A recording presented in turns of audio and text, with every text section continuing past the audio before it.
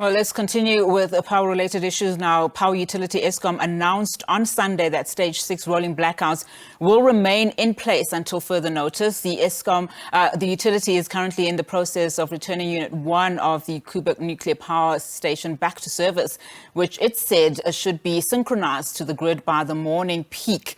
Now, let's discuss this further. We are now joined via Zoom by Lungile Mashele. She's an independent energy analyst. Thank you so much for your time this afternoon. Now, we'll get to what the minister said just now, but let's talk about this. Koeberg Unit 2 was synchronized to the grid on Sunday night, but judging by the rolling blackouts that we are currently experiencing, that go anything between 8 hours and 10 hours per day, I mean, this has made a little or no significant difference in load shedding. So are we in fact in Stage 8, as some believe we are? What's the latest?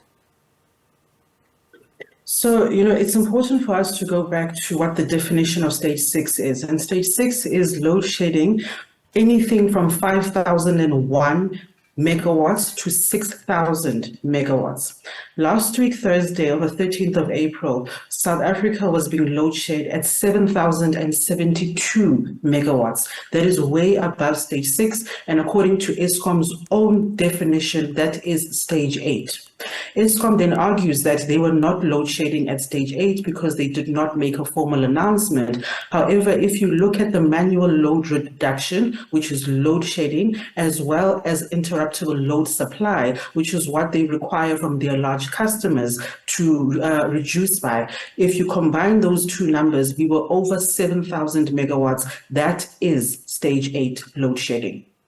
So what is really happening then at Eskom? I mean, with the recent appointment of the electricity minister that we've just heard now in the previous clip, Dr. Ramokgopa, and of course, just recently Eskom also announcing its appointment of, the head of generation, Mr. Nxumalo, one would have assumed that the action plan that the minister is speaking of, that he is going to be presenting to the NWC, would have been something that has already been in the making, had been something that is already being, implemented currently.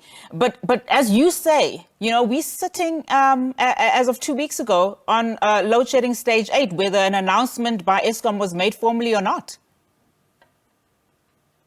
So it's unfortunate that you have two well-meaning people. You've got Mr. Nxumalo at Eskom, the new GE for generation. You also have Dr. Ramokgopa, who is the new electricity minister, and they are well-meaning in both of their positions. And personally, I wish them well. However, if you look at the Ministry of Electricity as it currently stands, the best laid plans can be presented, but what powers does he have to actually execute on those plans?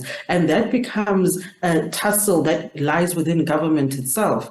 He can present all the action plans that NECOM actually suggested initially, which is improving EAF, which is looking at regional partners for additional capacity, looking at the standard offer program. There's so many initiatives, but I have to ask, what powers does the Minister of Electricity have to actually execute? And it sort of feels like at this point he's being set up for failure unless that is rectified almost urgently. We are fast approaching winter. It is towards the end of April now. And if you listen to what the minister is saying about they're still having challenges regarding to units that continue to trip, we know that the infrastructure, of course, is old. When you look at the numbers, over the weekend, breakdown sat at 17,841 megawatts of generating capacity, with 5,657 megawatts offline because of prepared and planned maintenance. What are we looking at realistically come this winter? So if you look at, on average, over the last 2 weeks, Eskom has battled to give us anything between 21 to 23 gigawatts, which is what is actually a far cry between what we're actually looking for. Typically, if you look at our demand as a country currently, it's sitting at anything between 30 to 31 gigawatts and will most likely get even worse. Not even likely, will certainly get worse as we get into winter. So in winter time, you're looking at about 34, 35 gigawatts peak demand. Now, if you take that 34 gigawatts peak demand, and maybe you take what Eskom is currently supplying now, which is 24 gigs, there's certainly a 10 gigawatt gap there. That gap, unfortunately, is not being filled by anything currently. This is why we are load shedding in the country. Now, if we go into winter, that 10 gigawatt gap means we might end up in stage 10 load shedding. The situation in this country is precarious. The powers that be are well aware. Eskom is well aware. And this is why they have been sensitizing people on the severity of the issue. However, I still think that there might be a communication gap, or more could possibly be done. And one of those things is presenting a winter plan immediately, trying to explain to people what can we expect in terms of the procurement that they should have done of 1,000 megawatts from the region. How far along are they with that? How far along are they with the standard offer process? How far are they with emergency procurement? That's the conversation we need to be having urgently as a country, because winter is going to be brutal.